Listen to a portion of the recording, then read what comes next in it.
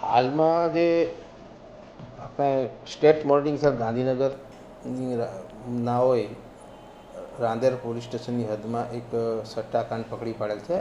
એના ઉપર આઈપીએલના ઉપર એ લોકો સટ્ટા રમતા હતા. એની અંદર રેડ દરમિયાન 4 આરોપીઓને અટક કરેલ છે અને બીજા 96 જેટલા આરોપીઓને વોન્ટેડ બતાવ્યા છે.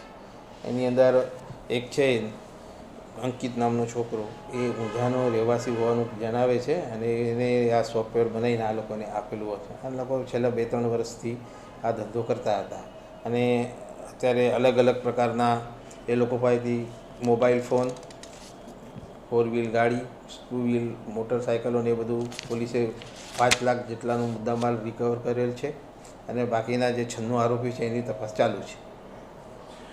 સર, મુખ્ય ખેલ શું કરતા હતા લોકો? કારણ કે 4 જ આદમી પકડાય છે પણ 96 જેટલા વોન્ટેડ બતાવે છે. એ લોકો આઈડીનો ખેલ હતો શું? એ આઈડીથી જ ચાલે છે આ ધંધો અને એ લોકો આઈડી ઉપર જ એ લોકો એકબીજાને આઈડી આપતા હતા અને આઈડી પછી એ લોકો એના ઉપર એપ્લિકેશન ડાઉનલોડ કરીને આઈડી લઈ અને પછી એ લોકો એના ઉપર સટ્ટોને જુગાર રમતા હતા.